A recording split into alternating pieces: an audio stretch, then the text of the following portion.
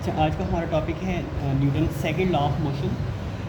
हमने पढ़ा था कि न्यूटन का जो फर्स्ट लॉ है वो उस टाइम तक वैलिड रहता है जब तक हम ऑब्जेक्ट के ऊपर कोई एक्सटर्नल फोर्स नहीं लगाते। मीन्स कि अगर एक ऑब्जेक्ट रेस्ट में है तो वो रेस्ट में रहेगा, अगर मोशन में है तो वो मोशन में रहेगा। और जैसे हम उसके ऊपर कोई एक्सटर्नल फोर्स लगाएंगे तो जो रेस्ट वाली बॉडी है उसके ऊपर यानी कि फ़ोर्स के असर की वजह से वो मोशन में आ जाएगी, और जो मोशन वाली बॉडी है वो फ़ोर्स की वजह से रेस्ट में आ सकती है। ठीक है, तो जैसे ही एक्सटर्नल फोर्स एक्ट होती है तो एज अ रिज़ल्ट जो न्यूटन का फर्स्ट लॉ है वो इनवैलिड हो जाता है।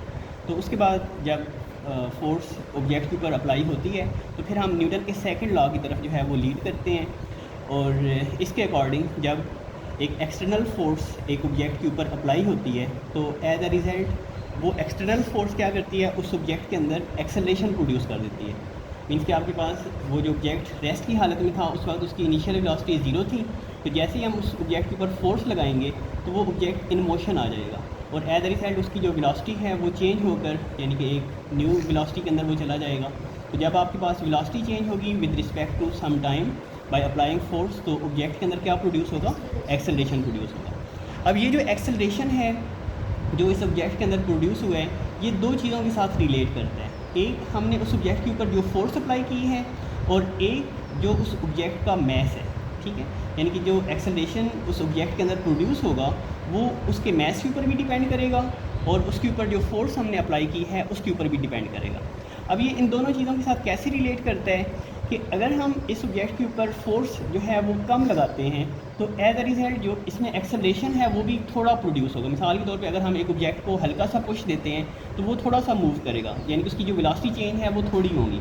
लेकिन अगर हम उसको जो है वो ज़्यादा फोर्स लगा के मूव करवाते हैं तो वो ज़्यादा जो है स्पीड के साथ या ज़्यादा वेलोसिटी के साथ मूव करेगा, तो एज अ रिजल्ट उसका जो एक्सेलरेशन है वो ज़्यादा होगा।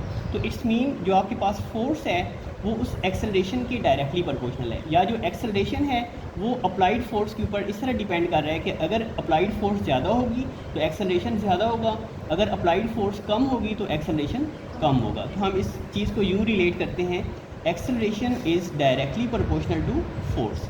और फिर इसके बाद जो मैस ऑफ द ऑब्जेक्ट है वो भी इस एक्सेलरेशन के साथ रिलेट करता है। अगर आपके पास एक स्मॉल ऑब्जेक्ट है उसके ऊपर हम फोर्स लगाएंगे तो वो ज़्यादा मूव कर सकता है, यानी कि हमारी हल्की सी पुश के साथ भी वो ज़्यादा, जैसे अगर हम एक फुटबॉल को किक लगाते हैं वो हल्का फुल्का सा ऑब्जेक्ट है तो वो ज़्यादा मूव करेगा। लेकिन अगर हमारे पास उतने ही मैस वाला जो अगर कोई स्टोन है या कोई ईंट पड़ी हुई है उसको अगर हम किक लगाते हैं तो वो इतना ज़्यादा मूव नहीं करेगी। मीन्स कि आपके पास अगर मैस ज़्यादा होगा तो एज अ रिजल्ट जो एक्सेलरेशन है वो कम होगा, और अगर आपके पास मैस कम होगा तो एक्सेलरेशन जो है वो ज़्यादा प्रोड्यूस होगा। तो इट्स मीन जो एक्सेलरेशन है वो मैस के इन्वर्सली प्रोपोर्शनल है, यानी कि अगर आपके पास मैस कम होगा तो एक्सेलरेशन ज़्यादा होगा, अगर मैस ज़्यादा होगा तो एक्सेलरेशन कम होगा। यानी कि अगर हम जिस तरह एक साइकिल को जो है वो धक्का लगाते हैं तो वो ज़्यादा मूव करेगा, लेकिन अगर हम एक बस को जो है वो उतनी फोर्स लगाएंगे तो बस जो है वो मामूली सी उसके अंदर जो है वो मूवमेंट आएगी, यानी कि वो हो सकता है हिले भी ना उतनी फोर्स से। ठीक है, तो अगर मैस ज़्यादा होता है तो एक्सेलरेशन कम हो जाएगा, और अगर मैस कम होता है तो एक्सेलरेशन ज़्यादा होगा। तो यहाँ पर हमारे पास दो रिलेशन बनते हैं, एक्सेलरेशन जो है वो फोर्स के डायरेक्टली प्रोपोर्शनल है, और जो एक्सेलरेशन है वो मैस के इन्वर्सली प्रोपोर्शनल है। अब हम इन दोनों रिलेशंस को कंबाइन करते हैं तो यहाँ पर एक्सेलरेशन जो है वो सेम है, तो इसको हम एक ही दफ़ा लिखेंगे,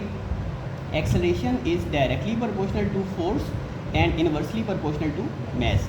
या फिर हम इसको यूँ भी लिख सकते हैं कि ये जो मैस इधर डिवाइड हो रहा है इधर आकर मल्टीप्लाई हो जाएगा, तो ये आपके पास MA is proportional to force.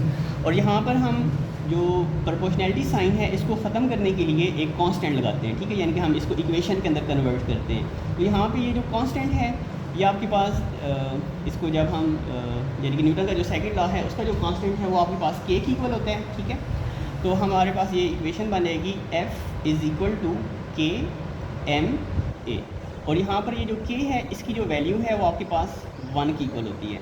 तो जो आपके पास नेक्स्ट स्टेप है उसमें आपके पास हम इस K की वैल्यू को पुट करेंगे तो आपके पास F इज़ इक्वल टू आ जाएगा 1 मल्टीप्लाई बाय MA, और अगर हम इसको 1 से मल्टीप्लाई करेंगे तो आपके पास वही यानी कि MA आ जाएगा। ठीक है, तो ये आपके पास न्यूटन के सेकंड लॉ का फार्मूला है या इसकी इक्वेशन है। ठीक है, जो मैंने आपको हिंट भी बताया था कि अगर एक बच्चे को हम फोर्स लगाते हैं उसको मारते हैं तो वो किसको बुलाता है, अपनी माँ को। ठीक है, तो F is equal to MA।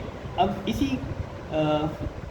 फार्मूले से हम जो फोर्स का जो यूनिट है उसको भी डिफ़ाइन करते हैं कि जहाँ पर आपके पास जो मास है इसका यूनिट होता है किलोग्राम और एक्सेलरेशन का यूनिट होता है मीटर पर सेकंड स्क्वायर। तो फोर्स का जो यूनिट है वो आपके पास 1 न्यूटन होता है। तो अब हमें कैसे पता होगा कि एक ऑब्जेक्ट के ऊपर हमने कितनी फोर्स अप्लाई की है। तो अगर आपके पास एक ऑब्जेक्ट हमारे पास है 1 किलोग्राम का, ठीक है, और उसके ऊपर हम कोई फोर्स लगाते हैं, तो एज अ रिजल्ट वो जो ऑब्जेक्ट है वो अपने अंदर 1 मीटर पर सेकंड स्क्वायर का एक्सेलरेशन प्रोड्यूस करता है। तो एज अ रिजल्ट जो आपके पास उस ऑब्जेक्ट के ऊपर जो हम फोर्स अप्लाई करेंगे उसकी मिकदार कितनी होगी, 1 न्यूटन। यानी कि 1 न्यूटन आपके पास वो फोर्स है जो 1 किलोग्राम ऑब्जेक्ट के अंदर 1 मीटर पर सेकंड स्क्वायर का जो एक्सेलरेशन है वो प्रोड्यूस करता है, ठीक है। तो ये आपके पास जो फोर्स का जो यूनिट 1 न्यूटन है वो आपके पास, अगर हम उसको मैग्नीट्यूड वाइज देखें कि वो 1 न्यूटन फोर्स कितनी होती है, या हम एक ऑब्जेक्ट के ऊपर 1 न्यूटन फोर्स जो है वो कब जो है वो अप्लाई कर सकते हैं। तो अगर हमारे पास ऑब्जेक्ट का मास 1 किलोग्राम हो और उसके ऊपर हम कोई फोर्स लगाएं और वो फोर्स उस ऑब्जेक्ट के अंदर 1 मीटर पर सेकंड स्क्वायर का एक्सेलरेशन प्रोड्यूस कर दे, तो आपके पास जो फोर्स की मिकदार है वो 1 न्यूटन होगी। तो हम कह सकते हैं कि 1 न्यूटन इज इक्वल टू होता है 1 किलोग्राम मल्टीप्लाई बाय 1 मीटर पर सेकंड स्क्वायर या किलोग्राम मीटर पर सेकंड स्क्वायर। फिर इसके बाद इसके साथ ही एक छोटा सा टॉपिक है effect of force on velocity. जो आपके पास हमने पढ़ा है कि जो फोर्स है वो जब ऑब्जेक्ट के ऊपर अप्लाई होती है तो ऑब्जेक्ट के अंदर एक्सेलरेशन प्रोड्यूस होता है। तो अब जो एक्सेलरेशन है या जो वेलोसिटी है वो आपके पास वेक्टर क्वांटिटी है। तो एज अ रिजल्ट जो वेलोसिटी की जो इफ़ेक्ट्स हैं फोर्स की वजह से वो यूँ हो सकते हैं कि बाज़ दफ़ा जो फोर्स है वो ऑब्जेक्ट की वेलोसिटी को मैग्नीट्यूड वाइज इंक्रीज़ कर सकती है। मिसाल के तौर पे अगर एक ऑब्जेक्ट 10 मीटर पर सेकंड की वेलोसिटी से मूव कर रहा है तो अप्लाइड फोर्स के बाद उसकी जो वेलोसिटी है वो 30 मीटर पर सेकंड हो जाएगी, ठीक है। और बाज़ दफ़ा यूँ भी हो सकता है कि आपके पास, क्योंकि वेलोसिटी एक वेक्टर क्वांटिटी है, तो उसकी स्पीड हो सकता है चेंज ना हो, लेकिन उसकी जो डायरेक्शन है वो चेंज हो सकती है। तो ये आपके पास जो फोर्स है वो ऑब्जेक्ट की वेलोसिटी को इस तरह से असरअंदाज करता है कि या तो उसको वो मैग्नीट्यूड वाइज जो है वो जो वेलोसिटी है वो कम या ज़्यादा हो सकती है, या फिर आपके पास जो उसकी डायरेक्शन है वो चेंज हो सकती है। और मैग्नीट्यूड वाइज अगर आपके पास वेलोसिटी चेंज होगी तो एज अ रिजल्ट अगर वेलोसिटी बढ़ती है तो उस ऑब्जेक्ट के अंदर एक्सेलरेशन प्रोड्यूस होगा, और अगर वेलोसिटी कम होती है तो उसके अंदर डिसेलरेशन यानी कि जो नेगेटिव एक्सेलरेशन है वो प्रोड्यूस होगी। यानी कि अगर हम अपोजिट डायरेक्शन से फोर्स लगाएंगे तो वेलोसिटी कम होगी तो आपके पास डिसेलरेशन प्रोड्यूस होगा, और अगर हम सेम डायरेक्शन में फोर्स लगाते हैं तो वेलोसिटी इंक्रीज़ होगी तो बॉडी के अंदर एक्सेलरेशन प्रोड्यूस होगा, उसको हम पॉजिटिव एक्सेलरेशन कहेंगे, ठीक है। तो यहाँ तक।